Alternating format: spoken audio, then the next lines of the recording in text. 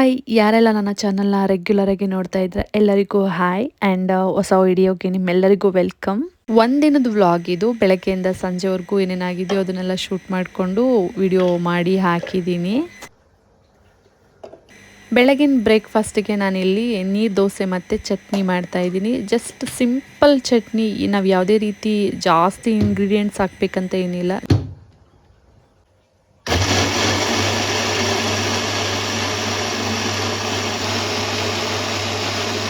ಕೊಬ್ಬರಿ ತೊಗೊಂಡು ಸ್ವಲ್ಪ ಕೊತ್ತಂಬರಿ ಸೊಪ್ಪು ಸ್ವಲ್ಪ ಚಿಲ್ಲಿ ತೊಗೊಂಡು ರುಬ್ಬಿ ಅದಕ್ಕೆ ಒಂದು ಖಡಕ್ ಒಗ್ಗರಣೆ ಕೊಟ್ಟರೆ ಚಟ್ನಿ ರೆಡಿ ಆಗುತ್ತೆ.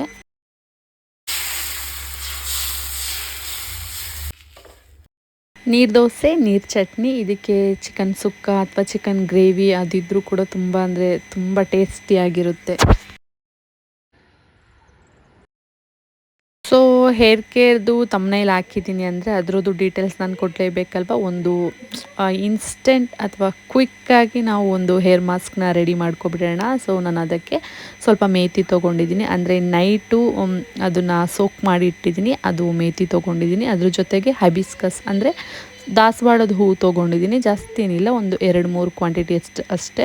ಅದ್ರ ಜೊತೆಗೆ ನೀಮ್ ಅಂದರೆ ಬೇವಿನ ಎಲೆ ತೊಗೊಂಡಿದ್ದೀನಿ. ಅದು ಜೊತೆಗೆ ಆಲೋವೆರಾ ಕೂಡ ಅದು ನನಗೆ ತುಂಬ ಇಷ್ಟ. ನನ್ನ ಹೇರಿಗೆ ತುಂಬ ಅಂದರೆ ತುಂಬ ಸೂಟೇಬಲ್ ಆಗಿದೆ. ಹಾಗಾಗಿ ಆಲೋವೆರಾ, ಅದ್ರ ಜೊತೆಗೆ ಸ್ವಲ್ಪ ಕರ್ಡ್ ತೊಗೊಂಡಿದ್ದೀನಿ.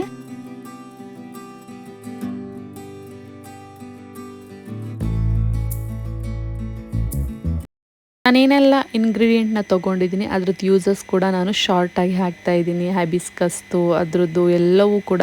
ಇನ್ನೂ ಜಾಸ್ತಿ ಡೀಟೇಲ್ಸ್ ಬೇಕು ಅಂದರೆ ನೀವು ಗೂಗಲ್ ಮಾಡಿ ನೋಡ್ಬೋದು. ನಿಜವಾಗ್ಲೂ ಇದ್ರ ಜೊತೆಗೆ ನಮ್ಮ ಲೈಫ್ ಸ್ಟೈಲು, ಫುಡ್ ರೋಟೀನ್ ಕೂಡ ಬ್ಯಾಲೆನ್ಸ್ ಆಗಿರಬೇಕು. ಆವಾಗ ನಾವು ಏನೇ ಮಾಡಿದ್ರೂ ಕೂಡ ಅದು ಎಫೆಕ್ಟಿವ್ ರಿಸಲ್ಟ್ ಕೊಡುತ್ತೆ.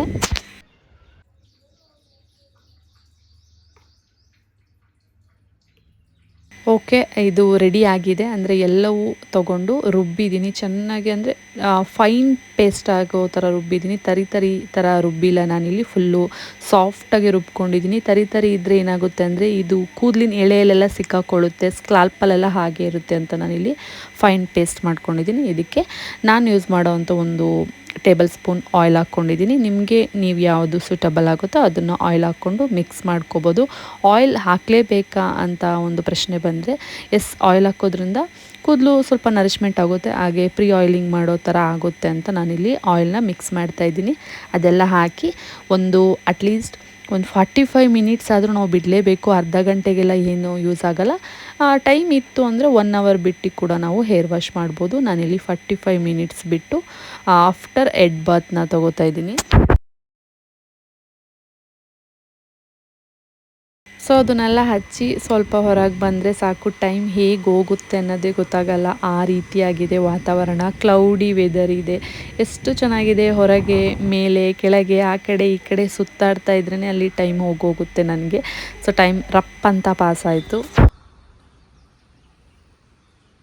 ಈಗ ಹೆಡ್ ವಾಶಿಗೆ ಅಂದರೆ ಹೇರ್ ವಾಶಿಗೆ ನಾನಿಲ್ಲಿ ನಾರ್ಮಲ್ ಕ್ಯಾಶುಯಲಿ ₹2 ಶ್ಯಾಂಪು ಬರುತ್ತಲ್ಲ ಅದನ್ನು ಯೂಸ್ ಮಾಡ್ತಾಯಿದ್ದೀನಿ. ಕ್ಲಿಯರ್ ಶ್ಯಾಂಪು, ಡ್ಯಾಂಡ್ರಫ್ ಕಂಟ್ರೋಲಿಗೆ ತುಂಬ ಚೆನ್ನಾಗಿದೆ. ಇದನ್ನು ಬಿಟ್ಟು ನಾನು ಇನ್ನೂ 2-3 ಥರ ಈ ಥರ ಸ್ಯಾಶೆಗಳಲ್ಲೇ ಶ್ಯಾಂಪು ಯೂಸ್ ಮಾಡ್ತೀನಿ. ಅದ್ರ ಜೊತೆಗೆ ಒಂದು ಹೇರ್ ಮಾಸ್ಕ್ನ ಟ್ರೈ ಮಾಡಿದೆ. ಸೊ ಕಂಡೀಷ್ನರ್ ಆಗಿ ಯೂಸ್ ಮಾಡಿದೆ. ಅದ್ರ ಜೊತೆಗೆ ಫೇಸ್ ವಾಶ್ ಸ್ವಲ್ಪ ಆ್ಯಕ್ನಿ ಮತ್ತು ಪೋರ್ಸ್ ಇದೆಯಲ್ಲ ಅದನ್ನು ಕಂಟ್ರೋಲ್ ಆಗೋಕ್ಕೆ. ಅದಾದಮೇಲೆ ಊಟ ಮಾಡಲೇಬೇಕಲ್ವ. ಸೊ ಸ್ವಲ್ಪ ಹಣ್ಣು ಜೊತೆಗೆ ಊಟ ತೊಗೊಂಡೆ. ಊಟ ಬಂದು ಪಲಾವು, ಮೊಸರು, ಸ್ವಲ್ಪ ಸ್ಪ್ರೋಟ್ಸ್ ಇತ್ತು ಅದು. ಅದ್ರ ಜೊತೆಗೆ ಮ್ಯಾಂಗೋ. ಈಗಂತೂ ಮ್ಯಾಂಗೋ ನಮ್ಮ ಮನೆ ಮುಂದೆನೇ ಮಾವಿನ ಮರಗಳಿದ್ದಾವೆ. ಜೊತೆಗೆ ಹೊರಗಡೆಯಿಂದನೂ ಅಂದರೆ ಹಣ್ಣಾಗಿರೋ ಅಂಥದ್ದು ತರ್ತಾ ಇರ್ತೀವಲ್ಲ, ಮ್ಯಾಂಗೋ ಸಮ್ಮರ್ ಮುಗಿಯೋವರೆಗೂ ಎಲ್ಲರ ಮನೇಲೂ ಇದ್ದೇ ಇರುತ್ತೆ. ಸೊ ಇದು ನನ್ನ ಮಧ್ಯಾಹ್ನದ ಆ ಒಂದು ಲಂಚು. ಇದೆಲ್ಲ ಆದಮೇಲೆ ಸಂಜೆ ಮೇಲೆ ಒಂದು ಶೂಟ್ ಇತ್ತು ನಂದು. ಆ ಶೂಟ್ನ ಮಾಡಬೇಕು, ಬೇಗ ಮುಗಿಸ್ಬೇಕು ಅಂತ. ಸೊ ಒಂದು ಸ್ಯಾರಿ ಹಾಕ್ಕೊಂಡಿದ್ದೀನಿ. ಜೊತೆಗೆ ಹಿಂದೆ ಬ್ಯಾಕ್ಗ್ರೌಂಡ್ ಎಲ್ಲ ಸೆಟ್ ಮಾಡಿದ್ದೆ ನಾನು ಸಿಂಪಲ್ಲಾಗಿ. ಅಂದರೆ ಕರ್ಟನ್ ಇತ್ತು. ಕರ್ಟನ್ ಇದಕ್ಕೋಸ್ಕರನೇ ತರಿಸಿ ಇಟ್ಕೊಂಡಿದ್ದೆ ನಾನು. ವೈಟ್ ಕರ್ಟನ್ ನಾವು ರೆಗ್ಯುಲರ್ ಆಗಾದರೂ ಯೂಸ್ ಮಾಡ್ಬೋದು. ಜಸ್ಟ್ ಬ್ಯಾಕ್ಗ್ರೌಂಡಿಗೆ ಹಾಕಿದ್ದೆ. ಇನ್ನು ವೈಟ್ ಸ್ಯಾರಿ. ಆ ಬ್ಲೌಸ್ ಬಂದು ಕೂಡ ರೆಡಿಮೇಡೆ. ಅದು ಮೀಶೋದಲ್ಲಿ ತರಿಸಿದ್ದು. ಚೆನ್ನಾಗಿದೆ.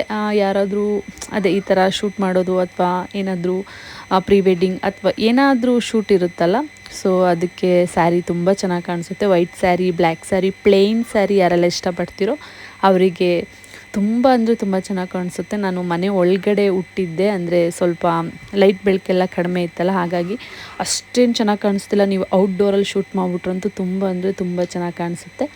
ಅದೆಲ್ಲ ಆದಮೇಲೆ ಸ್ವಲ್ಪ ಈ ಥರ ದೊಡ್ಡ ಬಾಚಣಿಗೆಯಿಂದ ಸ್ವಲ್ಪ ಕೂದಲನ್ನ ತೆಗೆದು ಸೆರಮ್ ಹಚ್ಚಿ, ಅದೆಲ್ಲ ಆದಮೇಲೆ ಹೇರ್ ಸ್ಟೈಲ್ ಮಾಡೋದಿತ್ತಲ್ಲ, ಸೊ ಹಾಗಾಗಿ ಇದನ್ನೆಲ್ಲ ಹಾಕ್ಕೊಂಡು ಒಂದು ಹೇರ್ ಸ್ಟೈಲ್ ಮಾಡ್ಕೋತಾ ಇದ್ದೀನಿ. ಯಾವ ಹೇರ್ ಸ್ಟೈಲ್ ಮಾಡ್ತಾಯಿದ್ದೀನಿ ಅಂದರೆ, ಇದನ್ನು ನಾವು ನಮ್ಮ ಕಡೆ ಸಾಗರ್ ಜಡೆ ಅಂತೀವಿ. ಅಂದರೆ ಸ್ಟೆಪ್ ಜಡೆ ಬರುತ್ತಲ್ಲ, ಸ್ಟೆಪ್ ಜಡೆ ಮೇಲಿಂದ ಹೆಣ್ಕೊಂಡು ಬರೋದು. ನನ್ನ ಕೂದಲಿಗೆ ತುಂಬ ಅಂದರೆ ತುಂಬ ಕಷ್ಟ ಇತ್ತು, ಕೈ ನೋವು ಬಂತು. ಹಾಗೂ ಕೂಡ ಎಷ್ಟಾಗುತ್ತೋ ಅಷ್ಟು ಸ್ಟೆಪ್ ಜಡೆ ಹಾಕ್ಕೊಂಡೆ. ಇದಕ್ಕೆ ಸ್ವಲ್ಪ ಬಾಚ್ಕೋಬೇಕಾಗುತ್ತೆ ನಾವು ಹಿಂದೆಯಿಂದ ಬಾಚಿನ್ಗೆ ಯೂಸ್ ಮಾಡಿಕೊಂಡು. ಆದರೆ ಅಲ್ಲಿ ಎಣಿಯೋದೇ ನಂಗೆ ಅಷ್ಟು ಕಷ್ಟ ಆಯಿತು, ಇನ್ನು ಬಾಚೋದಲ್ಲಿ ಎಲ್ಲಿಂದ ಬಂತು ಅಂತ ಹೇಳಿ. ಎಷ್ಟು ಬರುತ್ತೋ ಅಷ್ಟು ಶೂಟಿಗೆ ನಾನೇನು ಶೂಟ್ ಮಾಡ್ತಾಯಿದ್ದೀನಲ್ವ, ಹಾಗಾಗಿ ಸಿಂಪಲ್ಲಾಗಿ ಒಂದು ಜಡೆ ಹಾಕ್ಕೊಂಡೆ. ಸೊ ಇದೆಲ್ಲ ಆದಮೇಲೆ ವಿಡಿಯೋ ಶೂಟ್ ಮುಗಿಸ್ಕೊಂಡೆ. ವಿಡಿಯೋ ಶೂಟೆಲ್ಲ ಮುಗಿಸ್ಕೊಂಡು ಆ್ಯಸ್ ಯೂಶ್ವಲಿ ಸಂಜೆ ರೋಟಿನ್ ಏನಿರುತ್ತೋ ಅದನ್ನು ಸ್ಟಾರ್ಟ್ ಮಾಡಿಕೊಂಡೆ. ಇನ್ನು ಈ ಸ್ಯಾರಿ ಮತ್ತು ಬ್ಲೌಸ್ ಏನಾದರೂ ನಿಮಗೆ ಬೇಕಿತ್ತು ಅಂದರೆ ಡೀಟೇಲ್ಸು, ಕಲರ್ ಕೂಡ ಆಪ್ಷನ್ ಇದೆ, ನಾನು ಲಿಂಕು ಡಿಸ್ಕ್ರಿಪ್ಷನಲ್ಲಿ ಹಾಕಿರ್ತೀನಿ, ಚೆಕ್ ಮಾಡ್ಬೋದು. ಇನ್ನು ಇವತ್ತಿನ ಹೇರ್ ಕೇರ್ ರೂಟೀನ್ ಬಂದು ಸಿಂಪಲ್ಲಾಗಿತ್ತು. ಯಾರಾದರೂ ಟ್ರೈ ಮಾಡಬೇಕು ಅಂತ ಇದ್ದರೆ ಖಂಡಿತವಾಗ್ಲೂ ಟ್ರೈ ಮಾಡ್ಬೋದು. ಹೋಪ್ಸ್ ಇಟ್ಕೊಂಡು ನಾವು ಮುಂದೆ ಹೋಗಬೇಕು. ಇವಾಗ ಪ್ರಮೋಷನ್ಗೋಸ್ಕರ ನಾವು ನ್ಯಾಚುರಲ್ ಕೇರ್ನ ಹಿಂದೆ ಹಾಕಿ ಕಂಪನಿ ಪ್ರಾಡಕ್ಟ್ನ ರೇಸ್ ಮಾಡ್ತೀವಿ, ಬಟ್ ಎರಡೂ ಕೂಡ ಇಂಪಾರ್ಟೆಂಟ್ ಆಗುತ್ತೆ. ಜೊತೆಗೆ ಲೈಫ್ ಸ್ಟೈಲು, ಫುಡ್ಡು, ನಾವು ಜೀವನ ನಡೆಸೋ ರೀತಿ ಅದು ಕೂಡ ಮ್ಯಾಟರ್ ಆಗುತ್ತೆ. ಎಲ್ಲವೂ ಕೂಡ ಅದರದ್ದು ಪ್ರಾಮುಖ್ಯತೆ ಇರುತ್ತೆ. ಓಕೆ, ಮತ್ತೆ ನೆಕ್ಸ್ಟ್ ವೀಡಿಯೋದಲ್ಲಿ ಸಿಗ್ತೀನಿ. ಅಲ್ಲಿವರೆಗೂ ಥ್ಯಾಂಕ್ ಯು.